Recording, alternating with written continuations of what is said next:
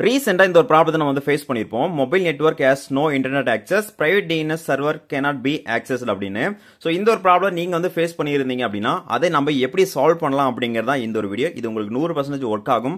இது வந்துச்சு அப்படின்னா நம்மளால எந்த விதமான இன்டர்நெட்டும் ஆக்சஸ் பண்ணிக்க முடியாது. இது எதுக்காக வந்திருக்கு அப்படிங்கறதை நான் வந்து சொல்றேன். அண்ட் தென் மறக்காம இந்த வீடியோ மத்தவங்களுக்கு ஷேர் பண்ணிக்கோங்க. ஏன்னா நிறைய பேருக்கு இந்த ஒரு ப்ராப்ளம் வந்திருக்கு. அதுக்கு முன்னாடி மறக்காம நம்ம சேனலையும் சப்ஸ்கிரைப் பண்ணி வச்சுக்கோங்க. ஃபர்ஸ்ட் ஆஃப் ஆல் இந்த ஒரு ப்ராப்ளம் உங்களுக்கு வந்துச்சுன்னா உங்களால கால்ஸ் மட்டும் தான் பேசிக்க முடியும். ஆனா எந்த விதமான இன்டர்நெட் ஆக்சஸும் உங்களால யூஸ் பண்ணிக்க முடியாது. யூடியூப் ஓபன் ஆகாது, வெப்சைட் ஓபன் ஆகாது, ஒரு சில ஆப்ஸ் மட்டும் தான் ஓபன் ஆகும், ஒரு சில ஆப்ஸ் வந்து ஓபன் ஆகாது. இதை நீங்க ரொம்ப சிம்பிளா சால்வ் பண்ணிக்க முடியும். இது கண்டிப்பா உங்களுக்கு ஒர்க் ஆகும். இப்போ உங்களுடைய மொபைல் செட்டிங்ஸ் ஓபன் பண்ணிக்கோங்க. இந்த செட்டிங்ஸ் எல்லா மொபைலும் காமனா தான் இருக்கும். உங்களோட மொபைல் செட்டிங்ஸ் ஓபன் பண்ணிட்டீங்கன்னா அங்க சர்ச் பார் இருக்கும். அந்த இடத்துல டிஎன்எஸ் அப்படிங்கறத மட்டும் சர்ச் பண்ணிக்கோங்க.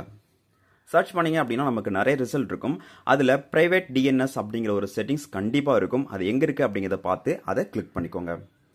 ஓகே, இதுல பாத்தீங்கன்னா நமக்கு வந்து 3 செட்டிங்ஸ் கொடுத்திருப்பாங்க. இதுல நம்ம வந்து விளம்பரம் வரக்கூடாது அப்படிங்கிறதுக்காக நம்ம ஒரு கோடு கொடுத்திருக்கோம். அதனால தான் நமக்கு இந்த ப்ராப்ளம் வந்திருக்கு. ஒரு சிலர் வந்து வேற ஏதாச்சும் அந்த கோடு கொடுத்திருப்பாங்க. இதனா இந்த பிரைவேட் டிஎன்எஸ் அப்படிங்கிறது நிறைய கோடு பேஸ் பண்ணி ஒர்க் ஆயிட்டு இருக்கு. இப்போ நான் வந்து எனக்கு வந்து ஆட் வரக்கூடாது அப்படிங்கிறதுக்காக நான் வந்து கொடுத்திருக்கேன். அதனால தான் என்னால வந்து இன்டர்நெட் ஆக்சஸ் பண்ணிக்க முடியல. இப்போ நீங்க என்ன பண்ணலாம் அப்படின்னா இங்க மேல நமக்கு ஆட்டோ இருக்கும், ஆஃப் இருக்கும். அதை நீங்க ஆஃப் அப்படிங்கறத கிளிக் பண்ணிக்கோங்க. எகைன் நீங்க சேவ் அப்படிங்கறத கொடுத்துக்கோங்க.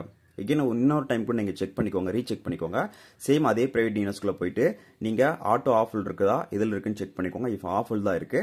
எகைன் நான் சேவ் பண்ணிட்டேன். இப்போ என்னால ஈஸியா இன்டர்நெட் ஆக்சஸ் பண்ணிக்க முடியும். எல்லா விதமான ஆப்ஸும் ஓபன் ஆகும், எல்லா விதமான வெப்சைட்டும் ஓபன் ஆகும். ட்ரை பண்ணி பாருங்க. இந்த ப்ராப்ளம் கண்டிப்பா உங்களுக்கு சால்வ் ஆகும்.